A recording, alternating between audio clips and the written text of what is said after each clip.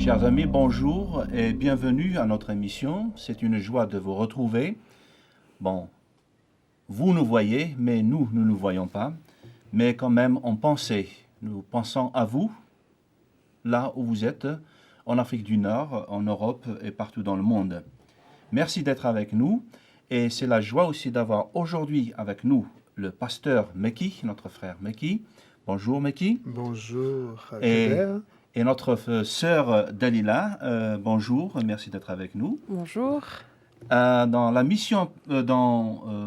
l'émission passée, nous avons parlé de l'origine divine de Jésus-Christ. Et nous avons dit que finalement que Jésus-Christ n'est pas du moment où il est né, mais son origine retourne jusqu'à, je dirais, avant la création du monde. Donc son origine vient de Dieu.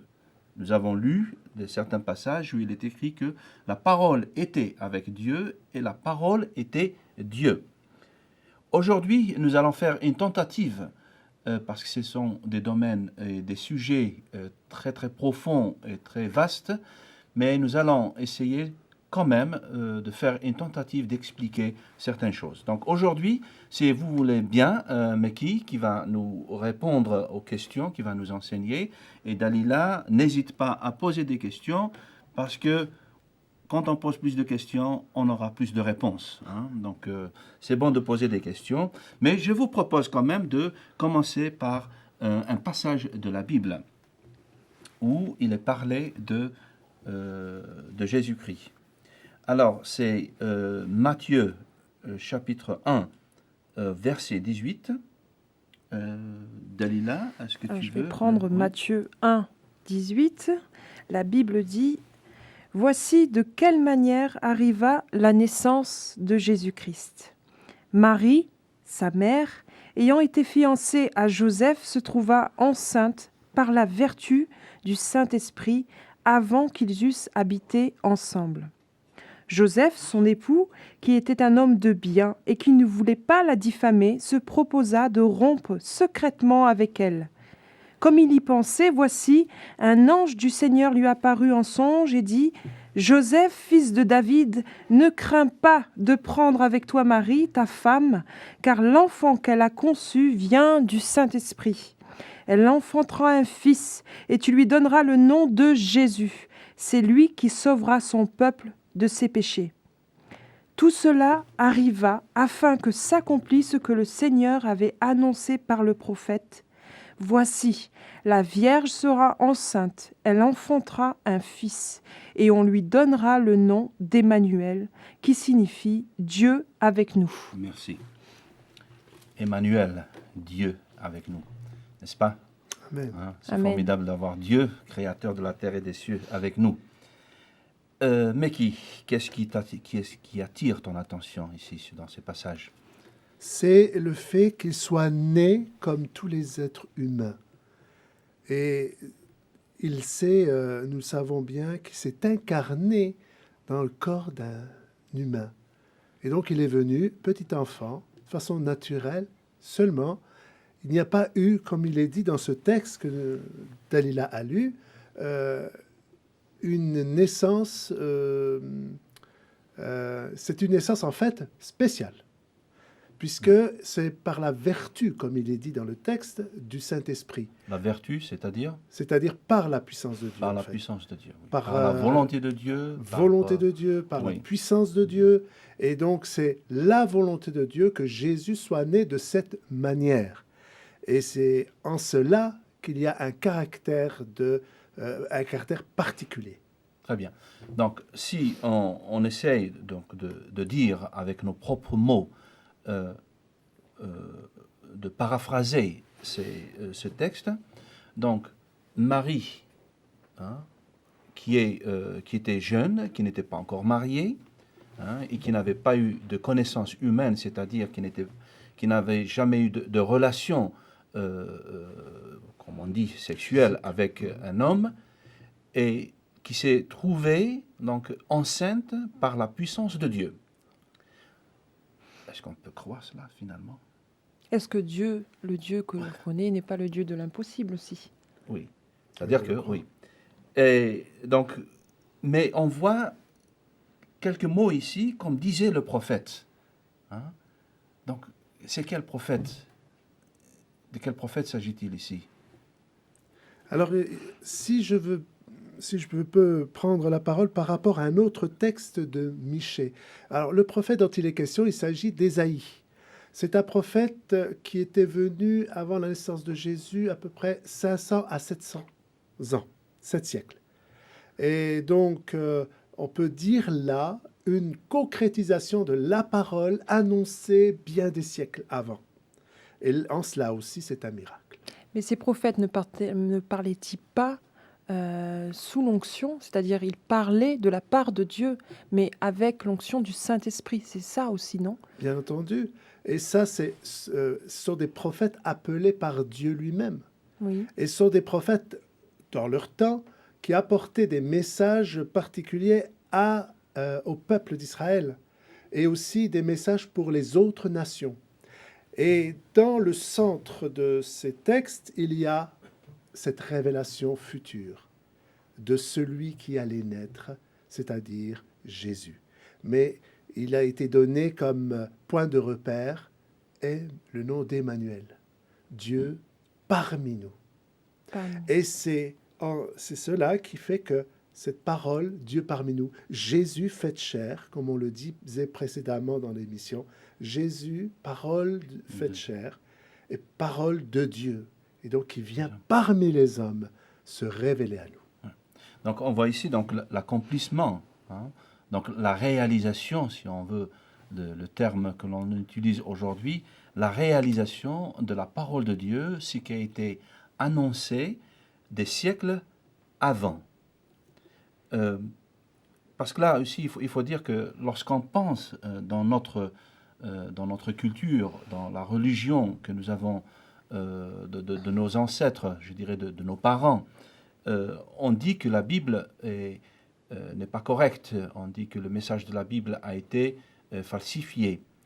Quand je vois des passages comme cela, ça montre que ce qui a été dit 700 ans avant et qui s'est réalisé 700 ans plus tard, c'est quelque chose de merveilleux. Donc, qui peut falsifier cela? Qui peut? Personne.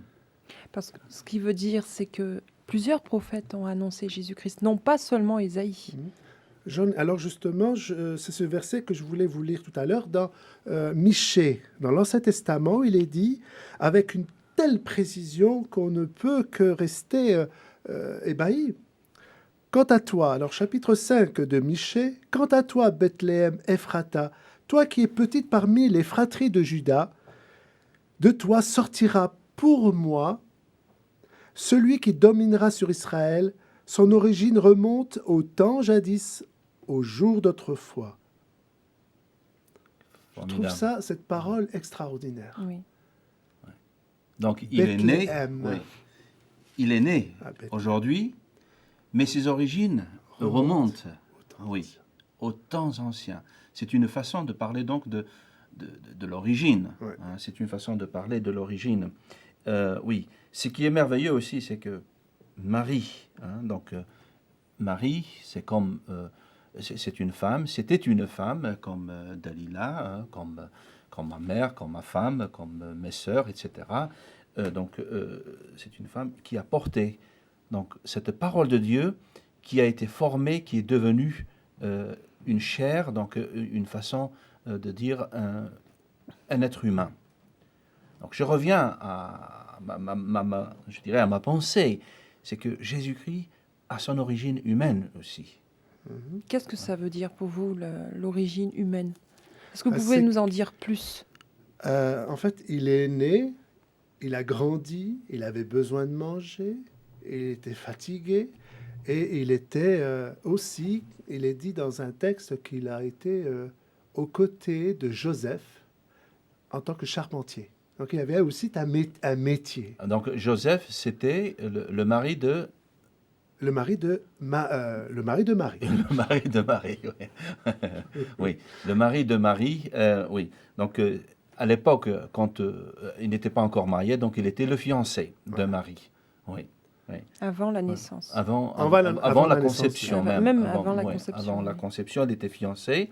Elle était fiancée à Joseph. Et après la naissance de Jésus-Christ, la Bible nous dit qu'il ne l'a pas connue comme sa femme jusqu'à ce que l'enfant soit sevré, c'est-à-dire qu'il ait dépassé les 2 ans et demi ou les 3 ans.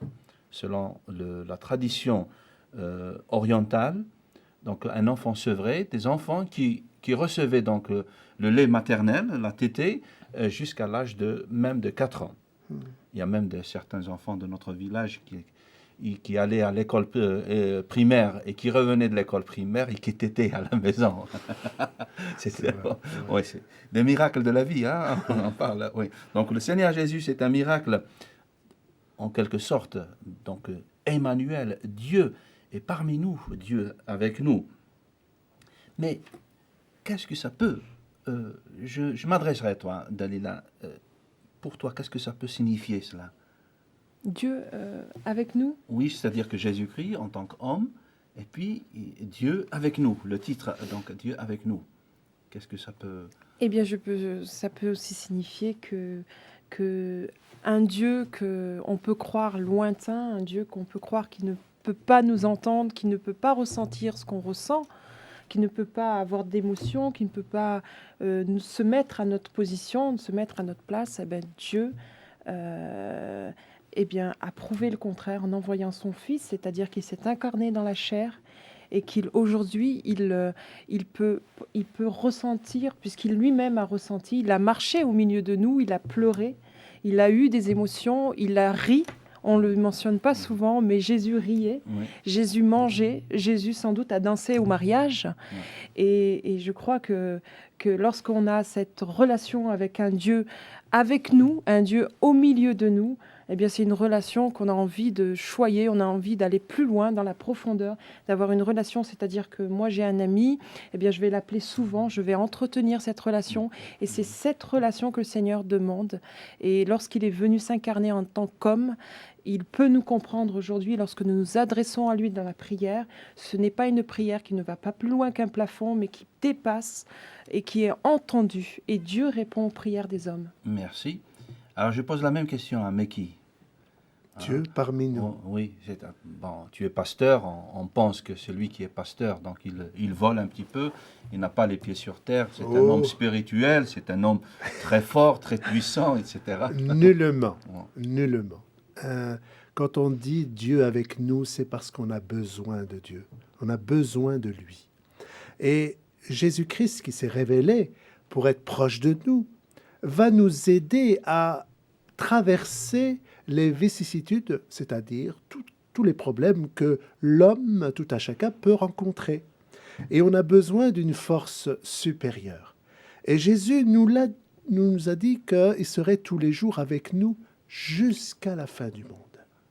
Et cette promesse est réelle dans la vie de chaque chrétien, de chaque personne qui a accepté Jésus-Christ comme Sauveur et Seigneur. Alors, est-ce que, si vous le permettez, je m'adresserai donc à ceux qui regardent et qui suivent ces émissions, c'est que Dieu n'est pas simplement le Dieu qui se montrait à Meki, qui se montre à Dalila, qui m'a fait grâce de croire en lui, de marcher dans la foi en ce qu'il a donné, mais aussi à toi, hommes et femmes, à toi qui regardes, qui suis ces émissions, Dieu peut être aujourd'hui Emmanuel dans ta vie, dans votre vie, et il peut être Dieu parmi donc ta famille, parmi dans ta vie, et il peut te donner la vie, la foi, si tu t'approches de lui avec toute sincérité. Parce qu'il me semble que c'est très important d'avoir la sincérité, d'avoir un cœur ouvert pour laisser Dieu agir en nous. Je cite ce verset qui dit « Je me révèle au cœur sincère de ceux qui me cherchent. » Et parfois même, bizarrement, Dieu dit « Je me laisse trouver par ceux qui ne me cherchaient pas. » Et Dieu, je crois qu'il connaît, au-delà de ce que nous pouvons penser ou imaginer, il connaît la profondeur du cœur de chaque être humain, de ceux qui cherchent la vérité. Ouais. Et la vérité est en Jésus-Christ. En effet. En effet. Est-ce qu'on peut donner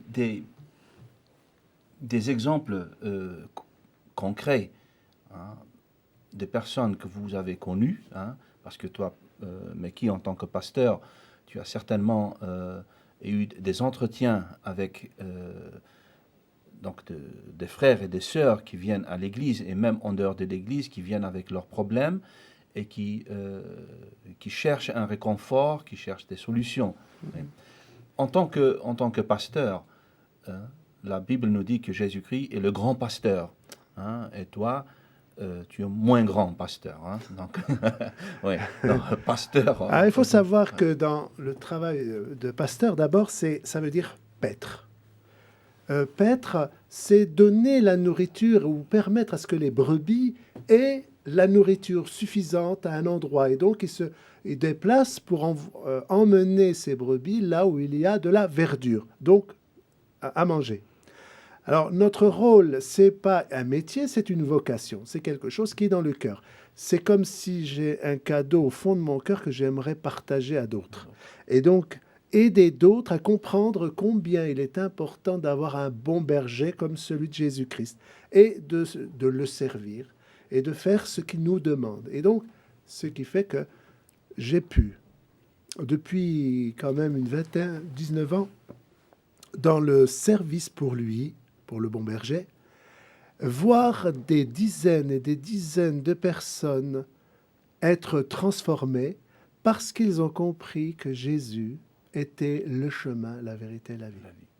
Et que ça leur a procuré en eux bien une transformation intérieure. Ils étaient, par exemple, méchants. Moi-même, je peux dire que j'étais à l'égard avec ma mère très en conflit régulièrement, jusqu'au jour où j'ai rencontré Christ et qui m'a changé. Alors, j'avais plus de conflit du jour au lendemain. Ouais. Pourquoi ? Parce que mon intérêt, c'était de mieux connaître Jésus. Oui, Jésus. Oui. Ce que je voudrais ajouter là, c'est ce qui est important aussi à souligner, c'est que lorsque on va dans une église, qu'il y a un pasteur, le pasteur ne fait pas office de bon, je veux dire, le berger, c'est Jésus-Christ. Nous Oui. n'avons pas d'intermédiaire. Mhm. C'est-à-dire que nous avons une Très relation personnelle avec Jésus-Christ et que le pasteur, j'aimerais que vous m'expliquiez un peu plus à ce Alors, sujet. Très bien, Dalila, d'avoir fait cette remarque. En effet, nous ne sommes pas des intermédiaires entre Dieu et les hommes. Seul Jésus-Christ peut se prétendre avoir ce titre d'intercesseur ou d'intermédiaire entre Dieu, le Créateur, son Père, et nous, les humains. Et nous ne faisons que seulement appliquer ce que la Bible nous enseigne, c'est de partager l'Évangile, mais à celui qui veut l'entendre, sans forcer. Et donc, nous ne sommes pas les intermédiaires. Nous pouvons simplement présenter, puisque en nous, nous portons, comme il est dit dans un texte, nous portons la parole de la vérité, la parole de Dieu. Parole de Dieu. Vous êtes ses ministres. Oui, je reviens à... Peut-être qu'il y a je dirais des hommes et des femmes qui passent par des moments difficiles, qui se posent la question, peut-être que si je me présente à un pasteur, il pourrait me refuser, il pourrait me fermer la porte, parce que je ne suis pas chrétien, parce que je ne fais pas partie de son église. Est-ce que... il se prive, donc cette personne peut se priver finalement de la vie que Jésus-Christ peut lui donner. Qu'est-ce que tu dirais à ces gens, à ces personnes Qui veulent venir. Oui, qui ont des problèmes, qui ont pensé peut-être que si je me présente dans une église, parce que je ne fais pas partie de cette église-là, donc le pasteur ne s'occuperait pas de moi. Ah ouais. Non, le pasteur, lui, il est comme il représente, il a un message à apporter à tout être humain. Il peut prier avec tous, apporter une solution, prier pour la personne qui est même malade et qui n'est pas forcément chrétienne. Elle peut prier pour elle. Donc il n'y a pas de fermeture au fait de prier pour elle. Le pasteur peut très bien comment dire, faire du bien à quiconque. À quiconque. Oui. Ça m'est arrivé d'aller voir dans les prisons des personnes pour simplement faire un travail d'écoute, juste écouter, pas forcément dire il faut qu'elle vienne à l'église. Donc on ne prend pas le marteau et on frappe sur la tête de la personne.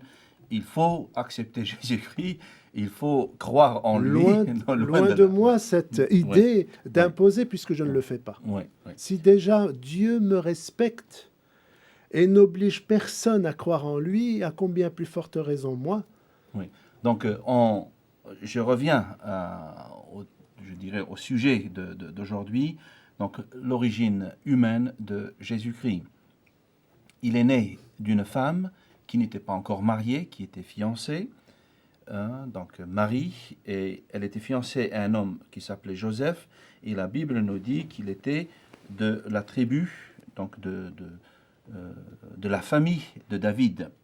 Et nous savons que David, le roi, David, le prophète et roi, David était un homme qui, ce que la Bible nous disait, qui plaisait à Dieu.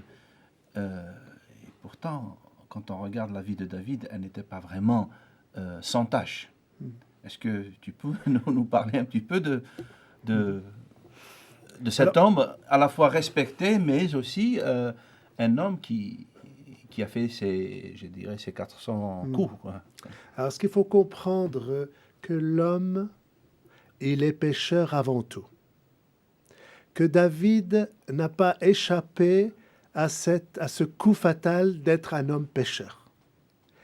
Il a aussi ses qualités et ses défauts. Il y a bien sûr du respect, mais ce que la Bible nous montre, tout à chacun, pour tous.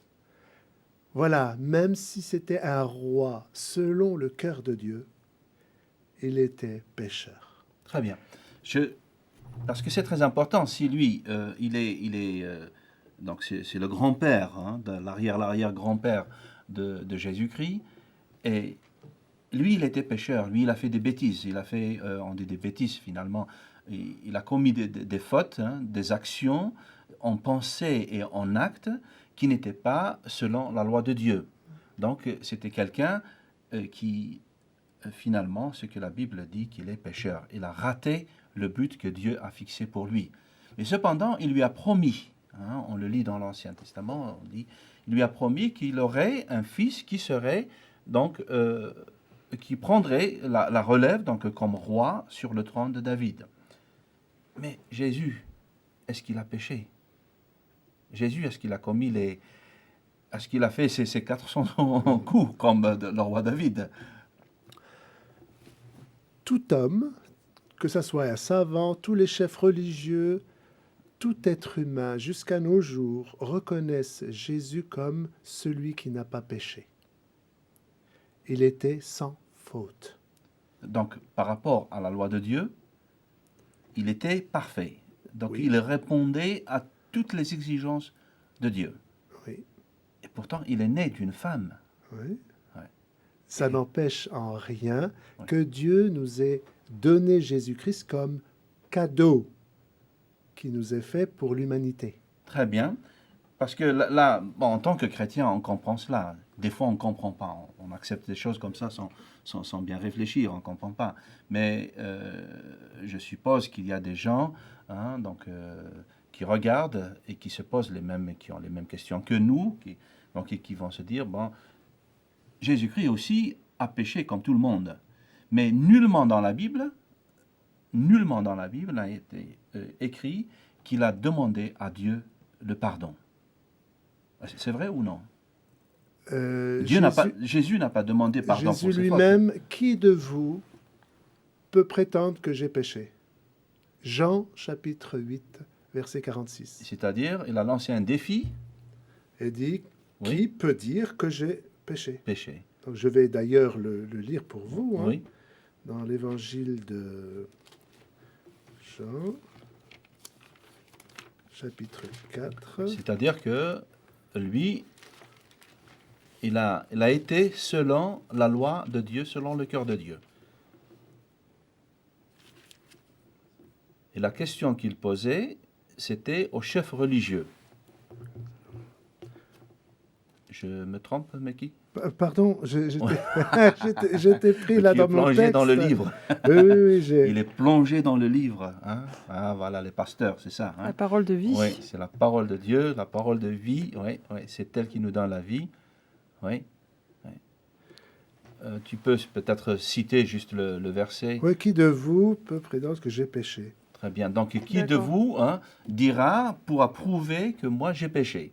Avec les mots actuels que l'on peut, donc les... Ouais. Mais tu es d'accord avec moi que la parole de Dieu, la parole de vie, celle qui donne la vie, nous l'acceptons par la foi. Oui, tout à fait. Mais c'est encore là à expliquer ce qu'est le mot foi. Oui, on reste aujourd'hui, Oui. si vous voulez Oui, bien, hein, c'est vrai. si vous voulez bien, on reste là de l'origine de Jésus-Christ. C'est parce que, c'est pas que j'insiste sur cela, mais la Bible insiste sur le fait que Jésus-Christ était homme. Hein. Oui, cet homme. C'est parce que le premier pécheur, le premier homme qui a péché, c'était Adam, hein, Adam, et sa femme Hawa. Donc ils ont péché. C'était des êtres humains. Ils ont péché. Et eux, ils n'étaient pas la parole de Dieu. Ils ont été créés par Dieu. Et Jésus-Christ, comme nous l'avons lu dans la Bible, dans l'émission passée, c'est que lui, il n'a pas été créé. Non. Lui, il n'a pas été créé. Dieu ne crée pas sa parole. La parole de Dieu est créatrice. Elle crée, mais elle n'est pas créée. Et ici, nous voyons donc ce qui est formidable, parce qu'il n'est pas dit que la conception de Jésus-Christ est donc l'enfant a été créé dans le sein de Marie. Non, la parole de Dieu nous dit que Marie est devenue, par la puissance de Dieu, par la volonté de Dieu, elle est devenue enceinte. Par Donc, la puissance. Oui, donc c'est cette parole-là qui ne peut pas pécher, à mon avis, hein, parce que j'ai été convaincu que cette parole-là, justement, qui est la parole de Dieu, elle est pure, elle est parfaite, elle ne peut pas pécher.